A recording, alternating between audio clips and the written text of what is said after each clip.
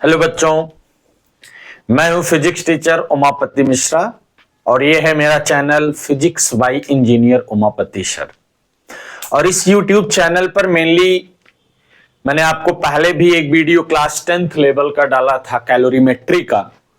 उसके बाद class 10th level का ये मेरा इस चैनल पर सेकंड वीडियो है। और मैंने उस समय भी बताया था कि जनरली मैं अपने चैनल पर 11th 12th नीट और जेई के वीडियोज को अपलोड करूंगा, लेकिन कुछ बच्चों की डिमांड पे, कुछ बच्चों की कंफ्यूजन पे मैं क्लास 10th के जो न्यूमेरिकल बेस्ड टॉपिक हैं, जैसा कि मैं पिछले वीडियो में आपको बताया था, उन न्यूमेरिकल टॉपिक्स के वीडियो और उनको कैसे न्यूमेरिकल्स को सॉल्व करना है, थोड़ा मोड़ा उसका कंटेंट लेकर, तो उनके वीडियोस मैं अपने चैनल पर डाल रहा हूं। तो उस सीरीज में मेरा ये सेकंड वीडियो है क्लास 10th लेवल का, जो कि आपका फर्स्ट चैप्टर है क्लास 10th आईसीएससी का फोर्स। मैं आपको न्यूमेरिकल्स के लिए आपकी जो एक बुक चलती है सेलिना की, जो आई थिंक आईसीएससी बोर्ड में सबसे ज्यादा प्रिफरेबल बुक है सेलिना, उसके मैं सारे अनसॉल्व न्यूमेरिकल्स को आप लोगों के सामने यहां पर डिस्कस करूंगा आज के वीडियोस में। उसके पहले मैंने आपको बताया बहुत डीप में मुझे जाने की जरूरत नहीं है, बिकॉज बेटा अभी हम क्लास 10th की फिजिक्स पढ़ रहे हैं। डीपली फिजिक्स हम वैसे भी क्लास 11th 12th से पढ़ते ही हैं। तो क्लास 10th में आपको बहुत रिसर्च मोड में जाने की जरूरत नहीं है। आपको 10th का सिलेबस ही ऐसा डिजाइन किया जाता है कि सरफेस फॉर्म में फिजिक्स हम पढ़ें, यानी हर टॉपिक का हमें सरफेस नॉलेज हो, बेसिक नॉलेज हो। और बेसिक नॉलेज अगर आप यहां अच्छे से गेन नहीं करेंगे तो मान के चलिए कि क्लास 11th 12th में आपको प्रॉब्लम आती है। तो बेसिक में हम 1 by 1 स्टार्ट करेंगे बेटा। सबसे पहला जो आपका पार्ट ही है दैट इज कॉल्ड मोमेंट। मतलब आज की इस वीडियो में हम मोमेंट ही देखने वाले हैं, मोमेंट ऑफ फोर्स, या इसी का शॉर्ट में एक और नाम होगा दैट इज कॉल्ड टॉर्क।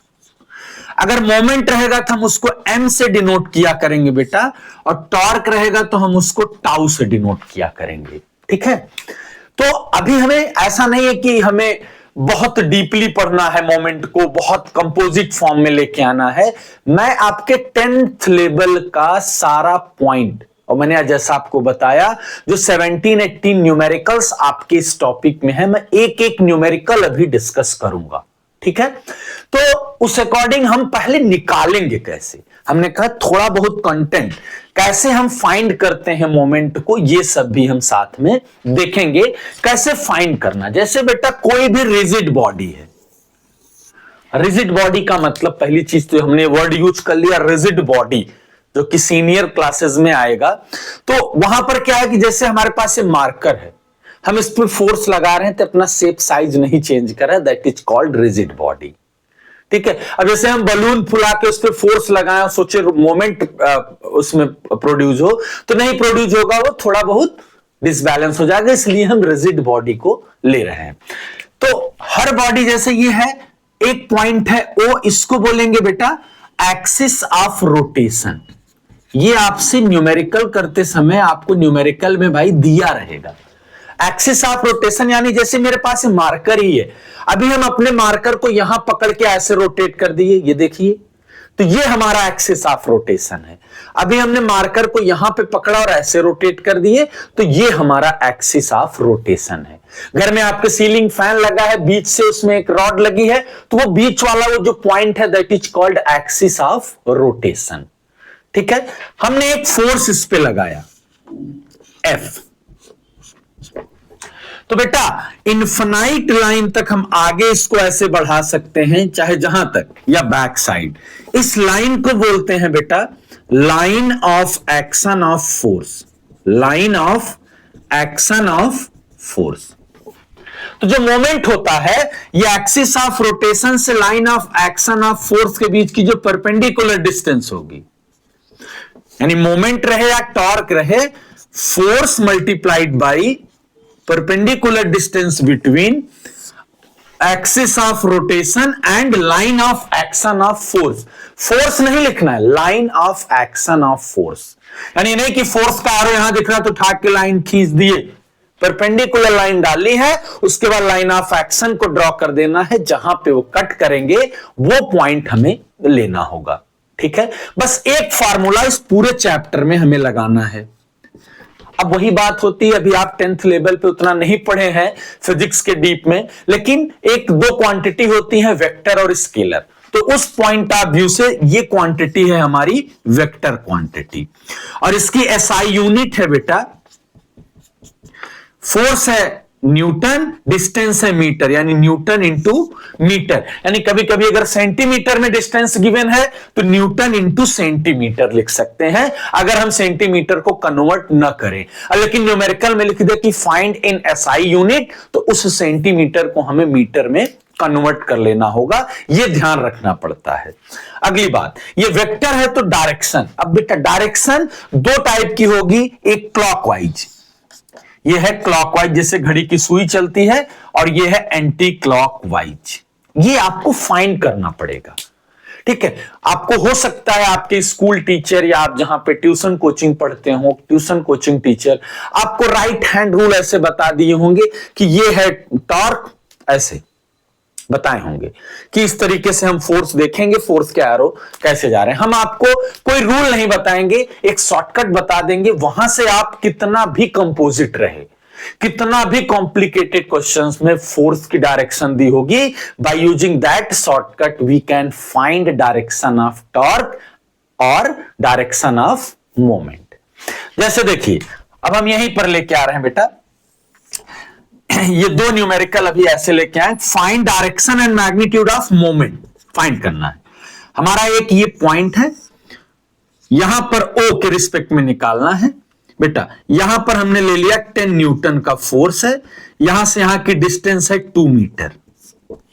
एक न्यूमेरिकल यहां है, हमारा फोर्स यहां लगा है 20 न्यूटन, ओ पे बताना है, यहां से यहां की डिस्टेंस है 5 मीटर बेटा। ठीक है, हाँ। अब देखिए यहां पर हम मोमेंट या इसकी डायरेक्शन को हम ऐसे लिख दें, 10 न्यूटन यहां बना दें। अब हमें मोमेंट कहां पे निकालना है भाई, ओपी। कहां पे निकालना है, ओपी। हमने फॉर्मूला बताया फोर्स इंटू डिस्टेंस, तो फोर्स कितना है 10, और इस एक्सिस ऑफ रोटेशन से यही हुई परपेंडिकुलर डिस्टेंस 2, 10 इंटू 2, तो आपका वैल्यू आ गया 20, वो न्यूटन में था, न्यूटन इंटू मीटर। अब डायरेक्शन कैसे फाइंड करेंगे, इस शॉर्टकट को समझना बेटा। सर्कल सभी पढ़े हैं, सब जानते हैं, सर्कल में सेंटर होता है, सरकमफरेंस होता है। जिस पॉइंट के रिस्पेक्ट में आप मोमेंट को फाइंड कर रहे हो उसको मान लो सर्किल का सेंटर, उसको क्या मान लेंगे, सर्कल का सेंटर मान लिया, और जहां पर फोर्स है उसको मान लो सरकमफरेंस।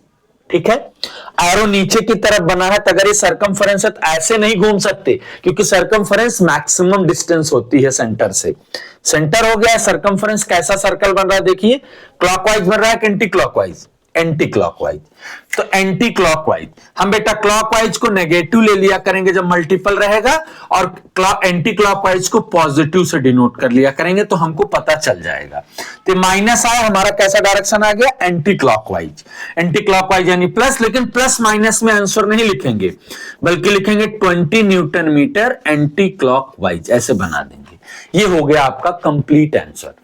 यहां पर अगर करना है बेटा, again m is equal to force कितना है 20 मल्टीप्लाइड बाय 5 यानी 100 न्यूटन मीटर। फिर से वही मेथड, ये मान लिया सर्कल का सेंटर, जिस पॉइंट के रिस्पेक्ट में मोमेंट निकालना होता है उस पॉइंट को अज्यूम करते हैं सर्कल का सेंटर। तो ये हो गया सर्कल का सेंटर, यह है फोर्स, एरो इसका किस तरफ है भाई, डाउनवर्ड। तो अगर हम एरो से देखें तो सर्कल कैसा बन रहा है, क्लॉकवाइज। ठीक है, तो यहां पर क्लॉकवाइज आपका आंसर हो गया। ठीक है, अब हम सीधा एक टॉपिक और है आपका, कभी कभी मिल जाएगा न्यूमेरिकल्स में, उसको बोलते हैं कपल मोमेंट। ठीक है, कपल तब होता है बेटा जब टू इक्वल अपोजिट फोर्स कुछ डिस्टेंस पर एक सिस्टम पर लग रहे हो, यानी दोनों इक्वल एंड अपोजिट हो, उनके बीच के डिस्टेंस अगर L है तो यहां पर कपल फॉर्म होगा C is equal to F into L। ठीक है, अब हम आते हैं आपके जो सेलिना बुक चलती है उसके न्यूमेरिकल्स पे 1 बाय 1। ठीक है, आपका जैसे इसमें हम पहला क्वेश्चन अभी आपके न्यूमेरिकल्स को हम यहां पर पेस्ट भी कर देंगे, जो हमारा न्यूमेरिकल्स आ रहा है, वीडियोस आ रहे हैं, उसको हम यहां पर साइड में क्वेश्चंस को एडिट करके अभी हम लगा देंगे, तो आपके पास बुक भी नहीं रहेगी, तो ये न्यूमेरिकल्स आपको साथ में दिख जाएंगे। न्यूमेरिकल है आपका the moment of a force, direct दिया है F is equal to 20 newton. अभी न्यूमेरिकल जहां मिल जाएगा, about a fix point O, यानी मोमेंट की वैल्यू बेटा दे रखी है न्यूटन इंटू मीटर, और आपको डिस्टेंस फाइंड करना है एक्सिस ऑफ रोटेशन से उस पॉइंट फोर्स की डिस्टेंस लाइन ऑफ एक्शन की क्या है। तो भाई ये तो फॉर्मूला हो गया M is equal to F into R, तो R यहां से हमने निकाल दिया, M upon F, unit check कर लेंगे, ये भी मीटर में है, न्यूटन में है, सेम है, यानी 10 अपॉन 20, तो 0.5 मीटर। आपका पहला क्वेश्चन का आंसर आ गया, जो डिस्टेंस आएगी दैट इज 0.5 मीटर। ठीक है, तो यहां से जो डिस्टेंस है O से line of action of force की, दैट इज 0.5 न्यूटन। ठीक है, अगली बात बेटा, अगला क्वेश्चन है आपका,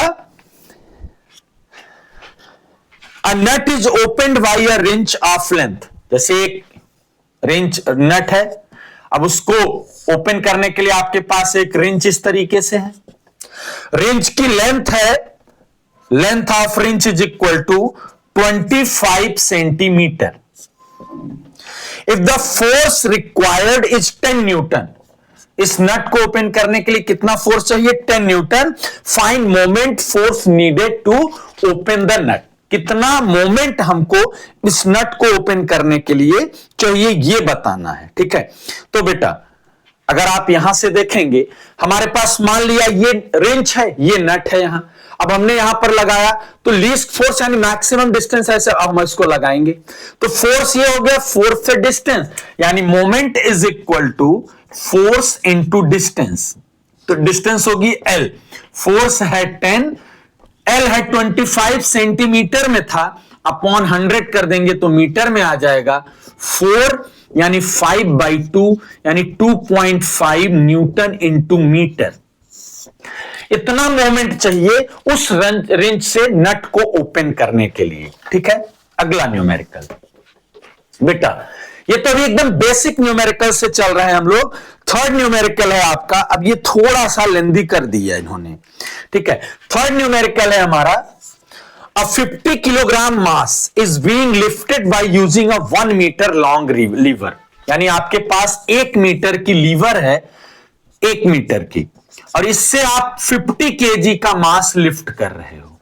बेटा 50 केजी का मास लिफ्ट कर रहे हैं, if the length of lever is reduced by 20%, अब 20% लेंथ इसकी रिड्यूस कर दिए, तो रिड्यूस लेंथ अब कितनी बची? अगर पहले 1 मीटर थी, 20% रिड्यूस हो गई, परसेंट आप मैथ्स में पढ़ते हो, मान लिया आपके पास 100 रुपया था, 20% रिड्यूस हो गया आपके पास, तो कितने रुपए बचे? 80 रुपीज बचे। यानी 1 मीटर अगर आपके पास है तो ये लेंथ अब कितनी हो जाएगी? 1 माइनस 1 का 80%, यानी आ जाए, सॉरी 20% रिड्यूस हुई है, तो यहां बच जाएगी 0.8 मीटर। आगे क्वेश्चन में है, हाउ मच मोर और less force is to be applied to achieve the same torque, यानी अब यहां पर ज्यादा फोर्स लगेगा कि कम फोर्स लगेगा सेम टॉर्क अचीव करने के लिए। बेटा तो पहले फर्स्ट केस से हम टॉर्क को फाइंड कर लें, यानी मोमेंट को फाइंड कर लें। तो यहां 50 केजी है, इसका फोर्स यानी इसका वेट यहां पर फोर्स हो जाएगा, दैट इज mg, g की वैल्यू हम 10 लेंगे तो 50 इंटू 10 500 न्यूटन। तो इस केस में मोमेंट या टॉर्क जो आएगा 500 इंटू 1 यानी 500 न्यूटन मीटर। अब ये बोल रहे हैं कि कितना फोर्स चाहिए, ज्यादा चाहिए कि कम चाहिए सेम टॉर्क के लिए। बेटा तो सेम टॉर्क के लिए हमको ये F बताना है। ठीक है, तो F यानी moment is equal to F into L dash.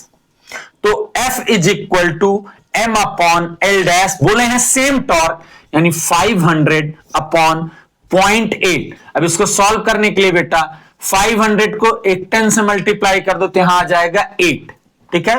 तो 2 4 जा 2 5 जा 4 4 1 जा 4 2 बचा 2 जा 8 5 जा, यानी 625 न्यूटन। यानी पहले कितना फोर्स था 500, अब कितना फोर्स चाहिए 625 न्यूटन फोर्स रिक्वायर्ड है।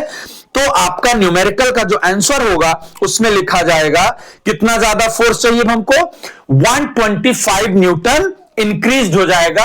अगर आप जी की वैल्यू बेटा 10 ले रहे हैं, हो सकता है आपकी बुक में आंसर में कुछ डिफरेंस हो, इसलिए है कि जी की वैल्यू उन्होंने 9.8 रख दिया है, तो वैल्यू में थोड़ा सा चेंज आ जाएगा, उससे कोई प्रॉब्लम नहीं होती। अगर न्यूमेरिकल में आपको गिवन है कि न्यूमेरिकल की जो वैल्यू है दैट विल बी 9.8 लेना है जी की वैल्यू, तब प्रॉब्लम आती है। जहां कुछ नहीं दिया है वहां पर we can take value of force is equal g is equal to 10 और 9.8। यहां पर हमने 10 लेके सॉल्व किया है, ठीक है। नेक्स्ट न्यूमेरिकल, हम सारे न्यूमेरिकल्स को डिस्कस करेंगे बेटा, ठीक है। अगला है a mechanic applies a force 100 newton at the end of a spanner to tighten a bolt the length of spanner. फिर से वही बात है, ये रिंच है या स्पैनर है, इसकी लेंथ है बेटा अभी 0.5 मीटर। मैकेनिक ने यहां पर 100 न्यूटन का फोर्स लगाया है at the end of spanner to tighten bolt. The length of spanner is this, how much torque is exerted on the bolt. पहले आप टॉर्क एक पार्ट निकाल दो, tau is equal to force into distance, यानी 50 newton into metre का torque mechanic ने spanner पे लगाया। कितना लगाया 50 न्यूटन मीटर। उसके बाद बोला कि if the mechanic increase the force applied, यानी उसने इंक्रीज किया, पहले उसके पास फोर्स था 100 प्लस, इंक्रीज करने का मतलब प्लस 20% फोर्स इंक्रीज कर दिया, यानी 100 का ही 20% इंक्रीज किया, कैंसिल हो गया, यानी अब उसका फोर्स कितना हो गया 120 न्यूटन। बट उसने स्पैनर को क्लोज कर दिया 0.4 मीटर, यानी अब जो स्पैनर को लेके आ गया वो जो डिस्टेंस आई दैट इज 0.4 मीटर। अभी पहले 0.5 पे था, अब वो हाथ को थोड़ा सा वोल्ट की तरफ कर लिया 0.4। अब इस कंडीशन में टॉर्क कितना होगा, तो tau dash is equal to 120 into 0.4 यानी 48 न्यूटन मीटर। तो अब 48 न्यूटन मीटर हुआ। तो और आपके क्वेश्चन में एक पार्ट और है, आपसे पूछा गया है कि would be result in increase और डिक्रीज, तो यहां पर टॉर्क 2 जो है that is less than torque 1, यानी आपका जो फाइनल टॉर्क हुआ वो क्या हो गया भाई डिक्रीज हो गया, ठीक है। अगला पार्ट, अगला न्यूमेरिकल आप खुद समझ सकते हैं, सिर्फ मोमेंट का basic formula F into R. अभी हम थोड़े से लेंदी न्यूमेरिकल्स की तरफ बढ़ रहे हैं। अगला क्वेश्चन है भाई आपका एक डायग्राम इस तरीके से गिवन है जिसमें O सेंटर है, A यहां पर पॉइंट है, B यहां पर पॉइंट है, यहां पर 2 न्यूटन का फोर्स लग रहा है। A wheel of diameter 2 metre, यानी डायमीटर सेंटर से क्रॉस हुआ, ये पूरा 2 मीटर की डायमीटर है बेटा। As shown in figure force 2 newton is applied at B in the direction shown in figure, ठीक है। Calculate the moment of force about the centre O the point A। 2 point पे बताना है, तो पहले MO पे हम निकाल दें भाई। तो ये 2 न्यूटन से सेंटर से इस पॉइंट की डिस्टेंस क्या आ जाएगी 1 मीटर, क्योंकि डायमीटर इतना है। तो मोमेंट O पे F इंटू आर, यानी पहले पार्ट का आंसर आ गया 2 इंटू 1 2 न्यूटन मीटर।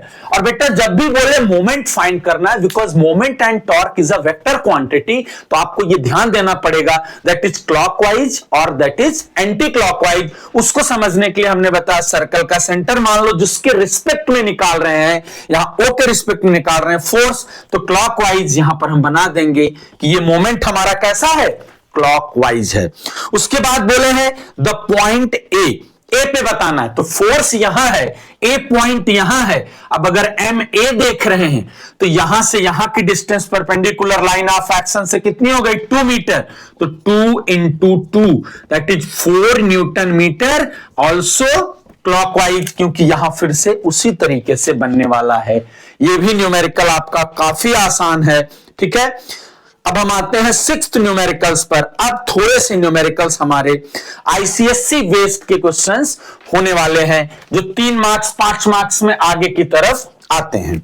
अगला क्वेश्चन है, आपको एक डायग्राम दिया है, यहां पर आपको हो सकता है स्कूल टीचर ने यह बता दिया हो, law of moment, clockwise moment is equal to anti clockwise moment. मैं इसको बिल्कुल आपको नहीं बताऊंगा, बल्कि मैं आपको एक चीज बताने वाला हूं, उसको ध्यान से देखो। Equilibrium, condition of equilibrium,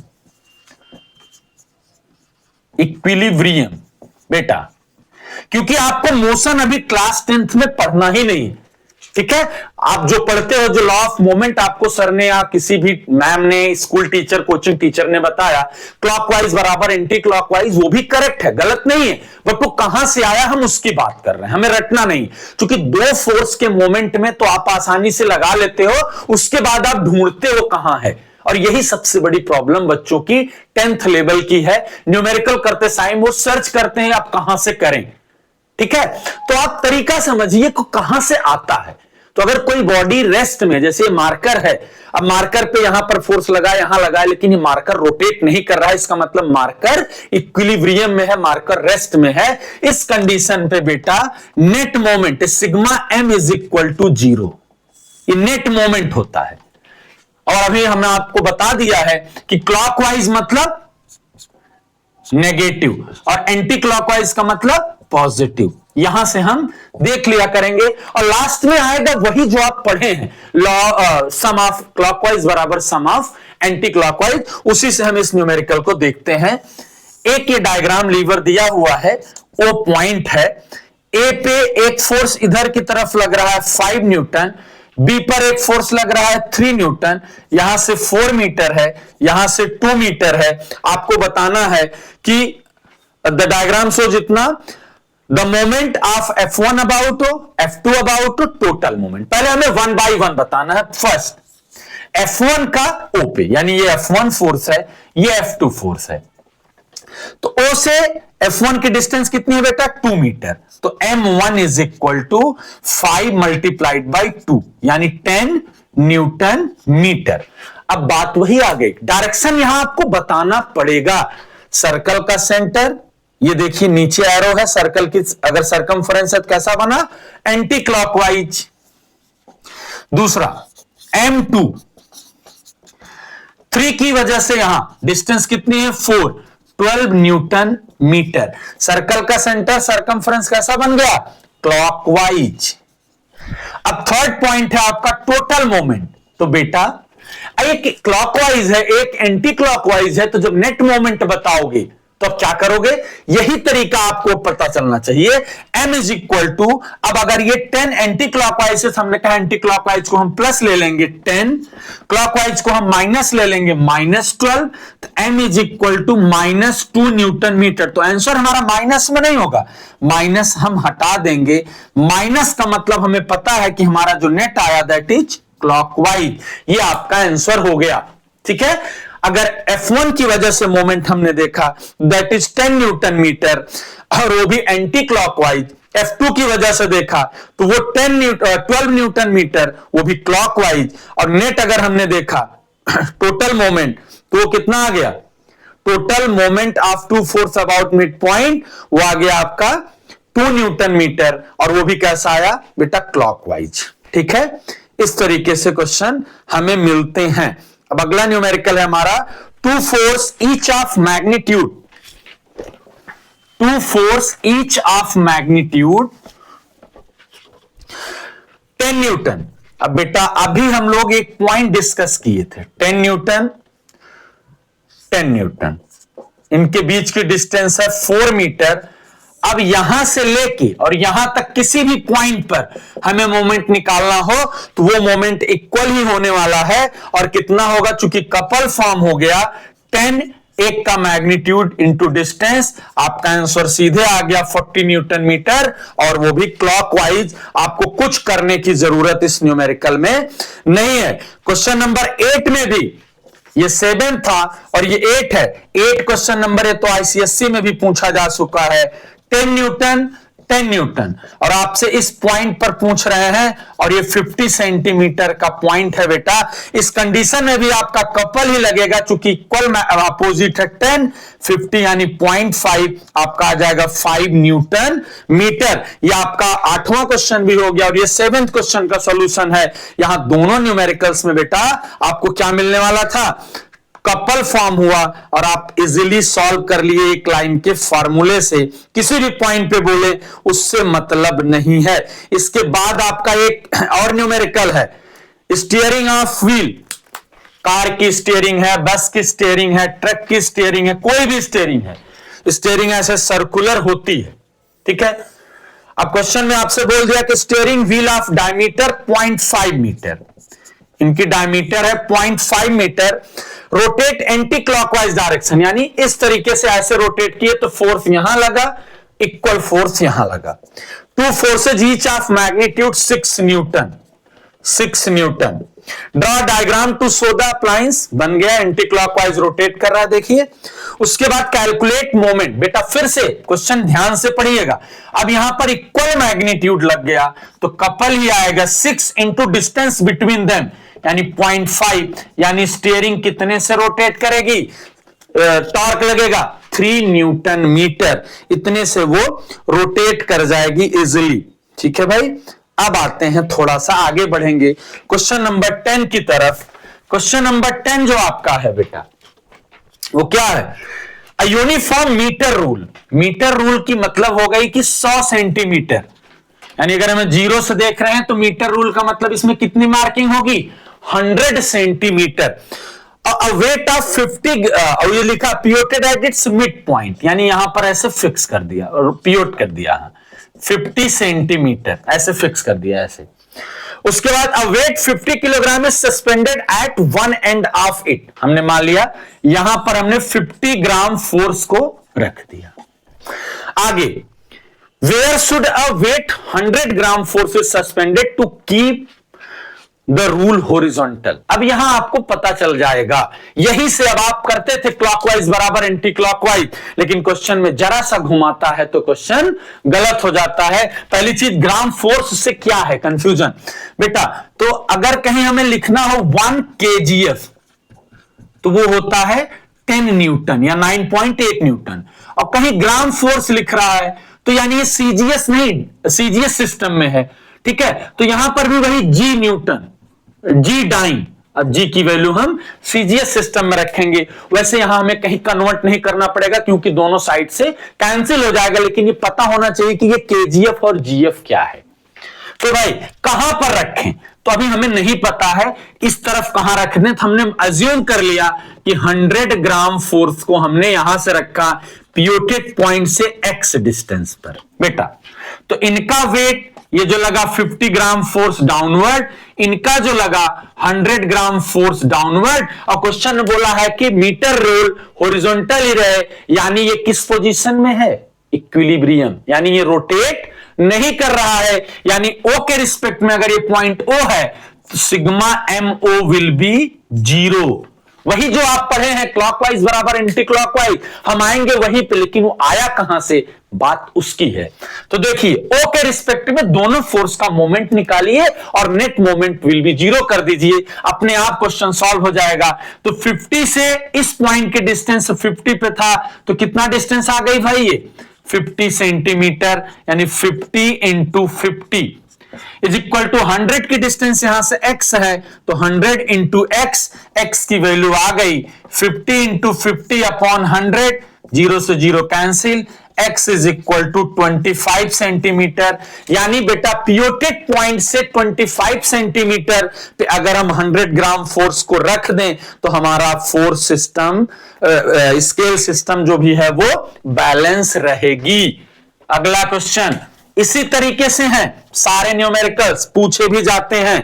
a uniform rule balance, फिर से ये यूनिफॉर्म है, 0 है, ये 100 सेंटीमीटर है। आगे बोला है बेटा, आप भी क्वेश्चन पढ़ते रहे, knife edge place that 58 centimetre, यानी ये जहां पर प्लेस किए हैं that is 58 centimetre. When a weight 20 gram force is suspended from one and, यहां पर हमने रख दिया 20 ग्राम फोर्स। पहले तो था ड्रा अ डायग्राम, बन गया। What is the weight of the rule? बेटा किसी भी बॉडी का अगर यूनिफॉर्म मीटर स्केल है तो इसका वेट लगेगा सेंटर पर, यानी इसका वेट लग गया यहां पर, तो 50 सेंटीमीटर पर वेट लगेगा, तो यहां से डिस्टेंस कितनी आ गई 8 सेंटीमीटर, और यहां से 58 से 100 है तो ये कितना हो जाएगा 42 सेंटीमीटर।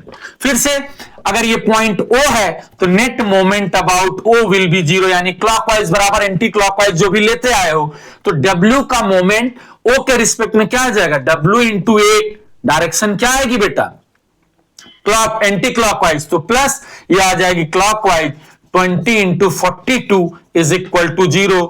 वही आ गया, वही आ गया, आप खुद ध्यान से देख ले, क्लॉकवाइज बराबर एंटी क्लॉकवाइज, तो W 20 इंटू 42 अपॉन 8, 4 2 जा 8, 4 5 जा 221, 5 1 जा 5, 2 ग्राम फोर्स, चूंकि उसकी जो यूनिट थी फोर्स की वही यूनिट हमारी इसकी भी होगी, दैट इज 105 ग्राम फोर्स। और आपका क्वेश्चन बेटा सॉल्व हो गया। ठीक है, अगला न्यूमेरिकल, अगला न्यूमेरिकल बेटा question number 12, the diagram shows a uniform bar supported at the mid point. ये यूनिफॉर्म बार है, मिड पॉइंट पर सपोर्ट है। उसके बाद how can you sorry a weight of 40 gram is place that distance 40 centimetre from O, यानी यहां पर 40 gram force रखा है, ग्राम फोर्स यहां से 40 सेंटीमीटर पर। उसके बाद बोले हैं how can you balance the bar with a weight of 80 gram force.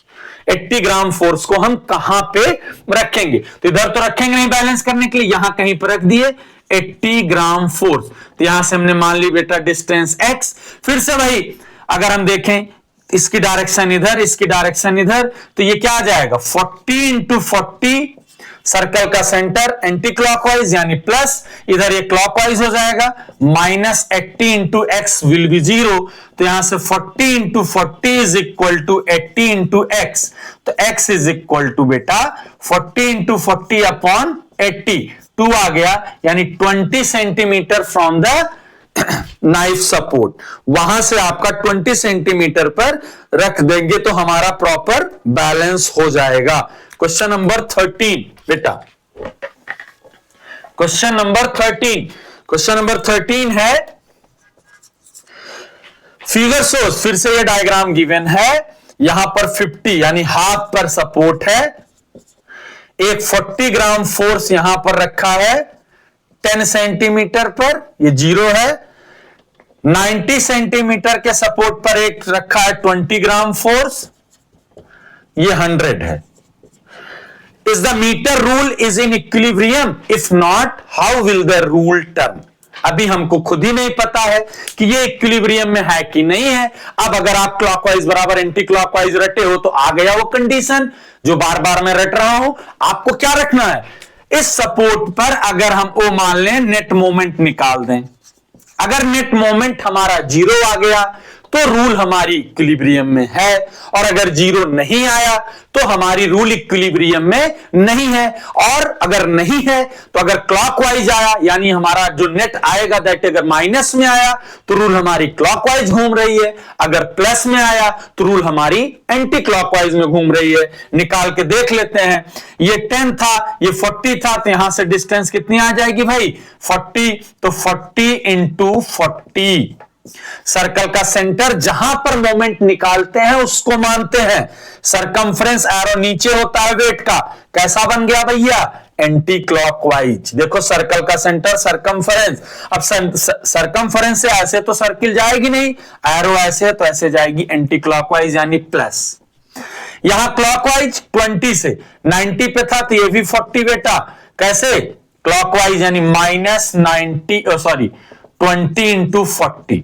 अब सॉल्व करिए, 1600 माइनस 800 भैया इक्विलिब्रियम में नहीं है और कितना मोमेंट लग रहा है, ग्राम 4 सेंटीमीटर प्लस आया, प्लस का मतलब एंटी क्लॉकवाइज में आपकी रूल घूम जाएगी। यानी जो पहला क्वेश्चन आपका था इसका, ध्यान से क्वेश्चन को पढ़िए कि क्वेश्चन था is the metre rule in equilibrium, तो आपका आंसर होगा no. If not how will the rule turn, 800 gram 4 centimetre से किस डायरेक्शन में टर्न करेगी, एंटी क्लॉकवाइज में। और सेकेंड पार्ट इसका है how can the rule be brought in equilibrium by using an additional weight. अब बोल रहे हैं सेम क्वेश्चन में कि अगर हम इसी रूल को बैलेंस करना हो तो 50 सेंटीमीटर 10 पे हमारा पहले से ये एक फोर्स है 40 ग्राम फोर्स का, 90 सेंटीमीटर पर हमारा दूसरा पहले से ही लग रहा है 20 ग्राम फोर्स का, ये हो गया 100, ये हो गया 0। अब बोल रहे हैं कि 20 ग्राम फोर्स को हम और कहां पे अटैच कर दें कि हमारा ये सिस्टम बेटा इक्विलिब्रियम में आ जाए। तब ये तो हमको पता ही नहीं है किधर करें कि इधर करें लेकिन ये पता है कि हमारा रूल एंटी क्लॉकवाइज यानी ऐसे भाग रहा है, तो अगर हम इस तरफ लगा देंगे, जैसे हमें पता है कि ज्यादा था ऐसे घूम गई रूल, अगर हम इधर कहीं लगा देंगे तो बैलेंस हो जाएगा। यानी हमें राइट साइड लगाना, अगर क्लॉकवाइज रोटेट करती तो लेफ्ट साइड लगाते। अब हमने मान लिया, अब कहां लगाना है, यहां लगाना है, क्या लगाना है ये भी नहीं पता। अभी हम मान लेते हैं कि 40 ग्राम फोर्स को जो एडिशनल है उसको फुलक्रम से एक्स डिस्टेंस पर लगा दिया, बेटा एक्स पे लगा दिया, तो अब फिर से net moment O is equal to 0। तो बेटा 40 इंटू 40, ये तो वही सर्कल का सेंटर क्लॉकवाइज, यहां 40 इंटू एक्स, ये कैसा एंटी क्लॉकवाइज, भैया ये एंटी क्लॉकवाइज ये क्लॉकवाइज, उल्टा बोल दिया मैं। फिर ये 20 से ये 40, ये भी क्लॉकवाइज, यानी minus minus 20 into 40 is equal to 0। तो इसको उधर ले जाओ, ये 1600 माइनस 800 इज इक्वल टू भैया 40x, x is equal to 800 upon 40 यानी 20 सेंटीमीटर। यानी फुलक्रम से 20 सेंटीमीटर की डिस्टेंस पर अगर हम 40 ग्राम फोर्स को अटैच कर दें, देन हमारा सिस्टम किस में आ जाएगा बेटा, इक्विलिब्रियम में आ जाएगा। दूसरा पार्ट का भी न्यूमेरिकल हमारा सॉल्व हो गया, ठीक है। और अगर कभी एंड से पूछें कि एंड से, तो ओ से यहां से एंड से कितने डिस्टेंस पर, 70 पे, इस एंड से कितने पे, 30 पे, ठीक है। ये भी पूछ सकते हैं कि एंड पे कितनी दूर पे रखें, भाई क्वेश्चन तो कभी भी बना सकते हैं ना, एंड पे कितनी दूर पे रखें, तो एंड से भी हम आराम से निकाल सकते हैं बेटा। नेक्स्ट न्यूमेरिकल, यानी न्यूमेरिकल नंबर 14 आपका है, when a boy weight 20 kilogram force sits at 1.5 meter long सीसा, झूला पार्क में एक जगह ऐसे फिक्स होता है ना, एक तरफ ऐसे बैठने का बना है, एक तरफ ऐसे बैठने का बना है, इधर बच्चा बैठ जाता है, इधर बच्चा बैठ जाता है, दोनों दबाते हैं और झूल लेते हैं, दैट इज कॉल्ड सीसा। अब यहां बोल दिया when boy weight 20 kilogram force, ये बच्चा बैठ गया 20 किलोग्राम फोर्स का, और पूरा सीसा का जो लेंथ है दैट इज 4 मीटर भैया। क्या बोल दिया, it gets depressed at its end, how can it be brought to the horizontal position by a man weight 40 gram force.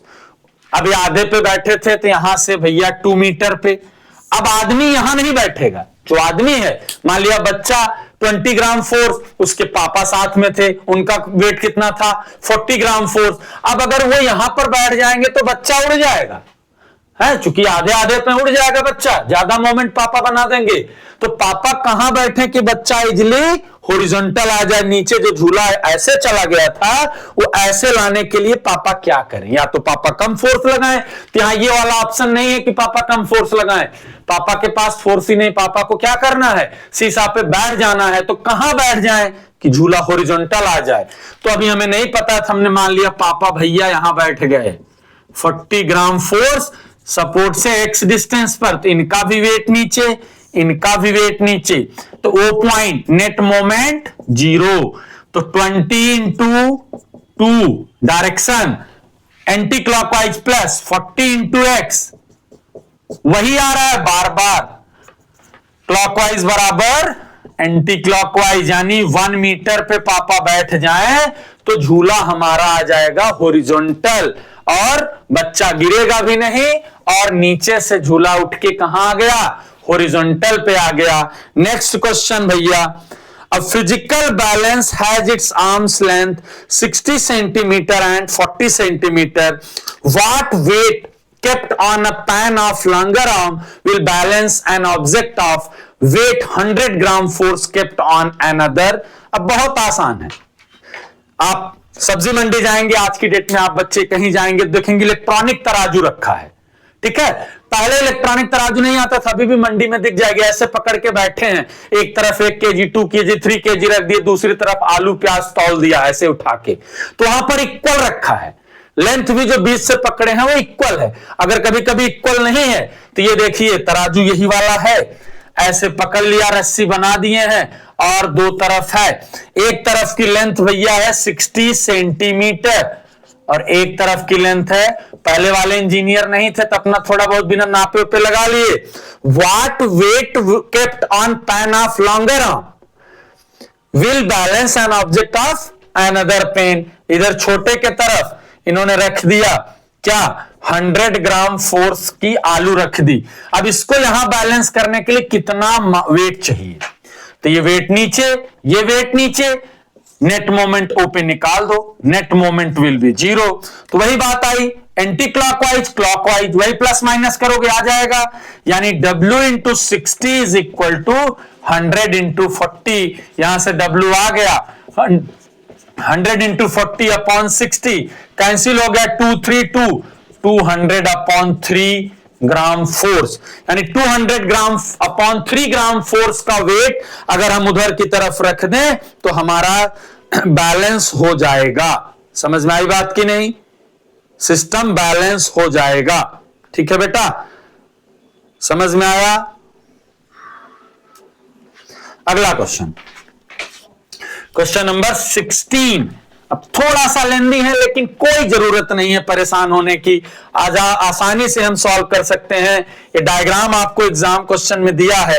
150 gram force A point पर, ओ पॉइंट यहां पर fulcrum है, B point पे एक वेट लगा दिया 250 gram force, यहां से ये पॉइंट है 20 सेंटीमीटर पर, यहां से ये पॉइंट है 40 सेंटीमीटर पर। भैया आगे बेटा क्या है, क्वेश्चन में लिख दिया है the diagram shows a uniform metre rule weight, weight भी दिया है, वेट कहां लगने वाला है, अगर ये 0 है ये इसका मतलब कहां पर है, अभी बता रहे हैं, आगे देखते हैं।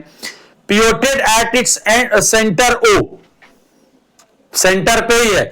उसके बाद बोले हैं the two weight 150 gram force and 250 hang A and B, metre rule इतना, the total anti clockwise moment about ओ।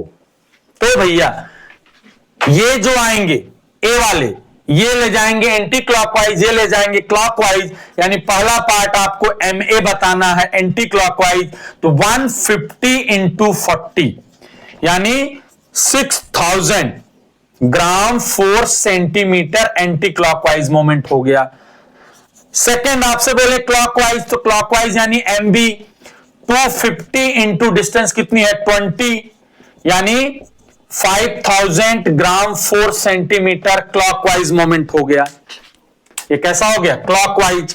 अगला पार्ट आपका है third, the difference of anti clockwise and clockwise, यानी M इज इक्वल टू जो आया 1000 gram force, ज्यादा कौन है एंटी क्लॉकवाइज, तो नेट का जो डिफरेंस आएगा दैट इज एंटी क्लॉकवाइज। ठीक है, उसके बाद if the distance from O where 100 gram force weight should be placed to balance the metre rule, क्योंकि अभी ये रूल बैलेंस नहीं है। फिर से पिछले क्वेश्चन की तरह 100 ग्राम फोर्स को कहां पे रखें कि हमारी रूल बैलेंस हो जाए।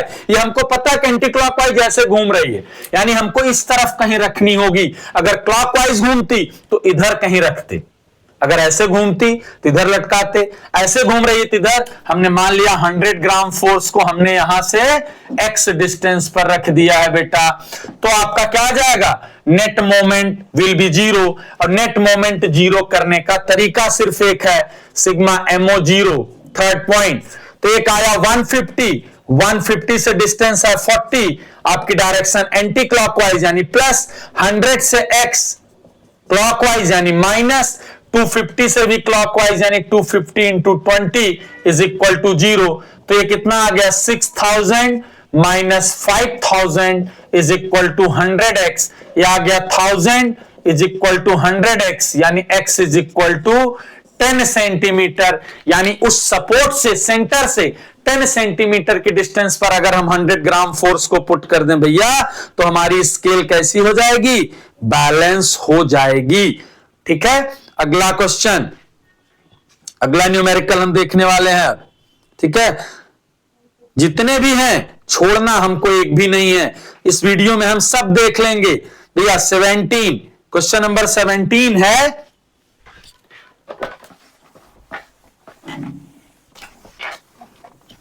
क्वेश्चन नंबर 17 बेटा, a uniform meter rule of weight 10 gram force is pivoted at its 0 marks. What moment of force depressed the rule? How can it made horizontal by applying a least force? आपकी metre rule है, उसको pivoted कहां पे किया गया है, eight ओ 0 mark. ठीक है, 0 मार्क यहां पर क्या लिख दिया गया है, क्वेश्चन देखिए, a uniform metre rule of weight, तो 0 मार्क यानी यहां पर पिवोटेड है, ये रूल है, ये मीटर रूल है 100 सेंटीमीटर, यहां पर पिवोटेड है, ओ पॉइंट भी यही है। लेकिन वेट हमेशा कहां लगेगा किसी भी बॉडी का, हाफ पे, तो इसका वेट कितना है बेटा, 10 ग्राम फोर्स। तो पहला what moment of force depress the rule, कितना मोमेंट लग रहा है, इसी वेट का मोमेंट लगेगा, तो 10 इंटू 50 यानी 500 ग्राम फोर्स सेंटीमीटर से क्लॉकवाइज डायरेक्शन में आपकी ये रूल रोटेट होने लगेगी। How can it be made horizontal by applying a least force, और कहां पर लगाएं, तो कितना फोर्स लगा के हम इसको रोक सकते हैं। क्वेश्चन में आपके है कि, और ये भी लिखा है अप्लाइंग अ लीस्ट फोर्स, कितना फोर्स लगा के हम इसको हॉरिजॉन्टल कर सकते हैं। तो मान लें यहां पर F फोर्स लगा के हॉरिजॉन्टल कर रहे हैं, तो यहां से ये क्लॉकवाइज इधर लग रहा है, इधर नहीं लगाएंगे, इधर की तरफ ऐसे F फोर्स लगाएंगे तब बनेगा क्लॉकवाइज, यानी 500 is equal to F into 100, या हम अपने ही मेथड से चलें बेटा, तो नेट मोमेंट विल बी 0। तो 10 ग्राम फोर्स इंटू 50 क्लॉकवाइज यानी माइनस हो गया, F into 100 anti clockwise plus 0, F is equal to 500 upon 100, यानी 5 ग्राम फोर्स का फोर्स अगर हम इसके एंड पे लगा दें, 5 ग्राम फोर्स इसके एंड पे लगा दें, तो ये इजीली आपका क्या हो जाएगा, बैलेंस हो जाएगा। ठीक है, क्वेश्चन नंबर 18, क्वेश्चन नंबर 18 बेटा, क्वेश्चन नंबर 18 है, a uniform half metre rule. Half metre rule का मतलब हो गया कि 50 सेंटीमीटर 50 सेंटीमीटर, उसका बाद बोला बैलेंस है 29 सेंटीमीटर मार्क पे इसको हमने फिक्स कर दिया है। आगे इसका वेट है 20 ग्राम, इज हंग ऑफ 1 इंच, यहां पर 20 ग्राम को हमने, तो ग्राम फोर्स हो गया यहां पर रख दिए हैं 20 ग्राम को। आगे ड्रॉ डायग्राम, डायग्राम बन गया, बॉडी का वेट आधे पे लगेगा mg, अब यहां पे सिर्फ ग्राम है, वेट दिया है mg इसीलिए लगा दिया यहां पर 25 सेंटीमीटर पर। Find the mass of the half metre rule, तो बनाना है भाई, अगर ये हॉरिजॉन्टल है तो यहां से ये कितना आ गया 4, और यहां से आ गया ये कितना आ गया 21, इसका मोमेंट क्लॉकवाइज एंटी क्लॉकवाइज हो गया, mg into 4 is equal to 20 into g into 21, g से g cancel, m is equal to 20 into 21 upon 4, 5, तो आपका आ गया बेटा 105 ग्राम। आगे और कुछ बोल दिया है, in which direction would the balancing point shift if 20 gram mass is shifted inside from its one end, यानी 20 ग्राम को अगर इधर की तरफ शिफ्ट करें तो बैलेंस पॉइंट किधर शिफ्ट होगा, तो balance point will shifted towards the 25 centimetre, इधर की तरफ आएगा, आप इधर ले आएंगे, मोमेंट बढ़ता जाएगा, तो डिस्टेंस आपको क्लोज करनी पड़ेगी, वहां से उसकी तरफ भागेगा। ठीक है, क्वेश्चन नंबर 19, क्वेश्चन नंबर 19। अब हम लोग बस अपने लास्ट पॉइंट्स की तरफ बढ़ रहे हैं, बस 2 क्वेश्चन और हैं। Question number 19, after that question number 20। तो 19 है, a uniform metre rule of mass 100 gram is balanced on a fulcrum of mass. अब इसका फुलक्रम कहां पे है बेटा? 40 सेंटीमीटर पर, 0 100। आगे बोला है by suspending an unknown mass at the 20 centimetre mark. Question पढ़िए फिर से। क्वेश्चन में लिख दिया है uniform metre rule of mass. Metre rule है तो इसका मास जो होगा यानी mg, यहां पर वेट लगेगा। Balance on a fulcrum at marks इतना, by suspending an unknown mass m at the mark 20 centimetre. यहां पर m मार्क को यहां पर लगा दिए हैं, और यहां पर जो लगाए हैं बेटा वो क्या है आपका? ग्राम में मास दिया है 100 ग्राम वेट है इसका। तो find the value of m, यानी इनका वेट यहां पर 20 पे था, तो यहां से 20 से 20 और ये आ गया 10, यानी m into 20 is equal to 100 into 10। तो m इज इक्वल टू आ जाएगा 0 से 0 5, यानी 50 ग्राम।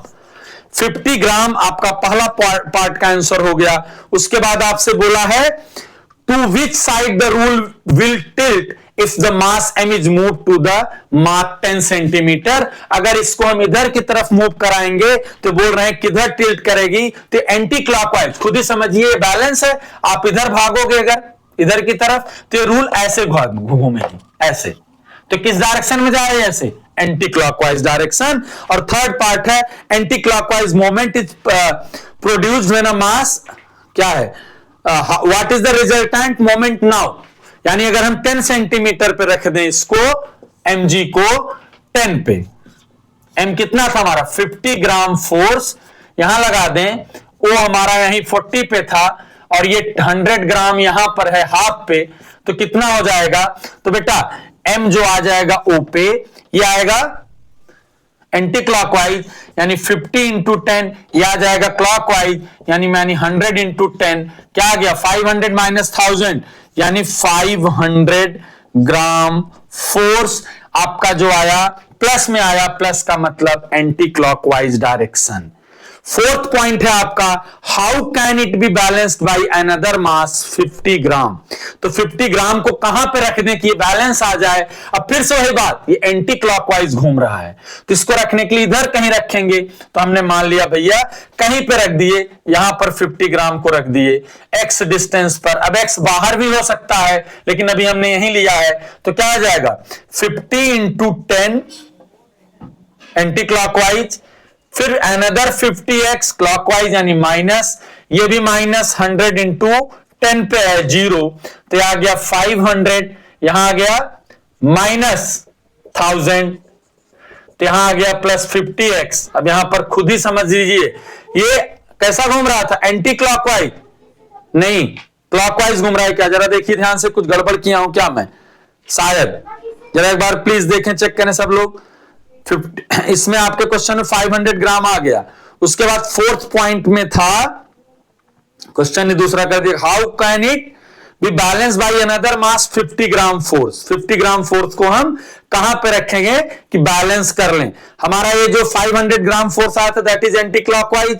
अब उस कंडीशन में हम कहां पर रख दें 50 ग्राम फोर्स को? अनदर बोल रहा है कि कौन सा बोल रहा है? फोर्थ पॉइंट कहां गया? How can it be balance by another mass 50 gram. ठीक है, तो हम अनदर मास 50 ग्राम फोर्स को कहां पर लें? तो एक तो पहले हमारा ये था, ये था, ये था, 50 ग्राम फोर्स को हम कहां पे लें? तो हमारा एंटी क्लॉकवाइज घूम रहा है, अगर हम इस तरफ लगाएंगे तो ही हमारा बैलेंस होगा। ठीक है, ये तो सही है। उसके बाद हमारा आ गया, अगर हम देखेंगे एंटी क्लॉकवाइज क्लॉकवाइज क्लॉकवाइज यानी माइनस माइनस। ठीक है, तो एंटी क्लॉकवाइज, ठीक है, ये आ गया आपका minus 500 is equal to 50x, तो x is equal to minus 10 centimetre आया। तो माइनस 10 से आपको घबराने की जरूरत नहीं है, जो हमने राइट साइड लिया था, ठीक है, वो कहां पर रखना है? x को हमने माइनस क्यों ले लिया? यहां पर कुछ गड़बड़ कर दिया क्या? जरा प्लीज एक बार इस कैलकुलेशन को चेक करें। हम इसको रफ करके फिर से कर दे रहे हैं, हमारा 5000 तो हो ही गया था। इनफैक्ट ये बोल रहे हैं कि अब हमने इसको रखा 10 पे, हमारा ये जो 50 ग्राम फोर्स आया ये रहा हमारा 10 पर, फलक्रम हमारा पहले से ही है 40 पर, 100 ग्राम फोर्स हमारा है 50 पर, 100 ग्राम फोर्स। अब आपसे क्वेश्चन में बोल रहे हैं कि आपका अनदर 50 ग्राम फोर्स को कहां पर रख दें, अनदर 50 ग्राम फोर्स को हम कहां पर रख दें कि हमारा ये सिस्टम बैलेंस हो जाए। तो हम मान लेते हैं बेटा कि यहां से हम किसी भी पॉइंट पर, चूंकि हमारा जो सिस्टम है अभी वो एंटी क्लॉकवाइज में घूम रहा है, तो हमें इधर कहीं पर ही रखना है 50 ग्राम फोर्स को, ठीक है। तो यहां से यहां की डिस्टेंस जो आई 10 से 40 की वो आ गई 30। तो हम यहां से यहां जब यही गलत कर रहे थे हम, नेट मोमेंट तो 50 इंटू 30 एंटी क्लॉकवाइज, फिर ये 50 इंटू 10 क्लॉकवाइज आ गया, प्लस माइनस 50 100 इंटू 10 हाँ 0, तो आ गया 1500 minus 1000 is equal to 50x, x is equal to 500 upon 50 यानी 10 सेंटीमीटर इस साइड रख दें, यानी उसी पे जो 100 ग्राम फोर्स है उसी पे रख दें तो बैलेंस हो जाएगा। क्वेश्चन नंबर 20, क्वेश्चन नंबर 20 ये होगा हमारा आज का लास्ट क्वेश्चन इस चैप्टर का बेटे। तो आपका क्वेश्चन इन फिगर गिवन है, एक इस तरीके से सपोर्ट है, इधर की तरफ लग रहा है R2, इधर की तरफ लग रहा है R1, यहां पर है वेट, L length है, M is supported axis one end, loaded by a weight W kg of middle in the equilibrium, find the reaction R1 and R2। तो भैया बैलेंस है तो R1 plus R2 is equal to W के हो जाएगा, और यहीं पर हम बैलेंस सिस्टम पे नेट मोमेंट निकाल दें 0, तो हाफ पे लगा है तो इधर हो जाएगा L/2, इधर हो जाएगा L/2, ये हो गया क्लॉकवाइज, ये हो गया एंटी क्लॉकवाइज, यानी R1 into L/2 is equal to R2 into L/2, cancel हो गया तो R1 is equal to R2, मान लो X, तो यहां से 2x is equal to W, तो x इज इक्वल टू आ गया W अपॉन 2, यानी R1 R2 दोनों आ गए W अपॉन 2।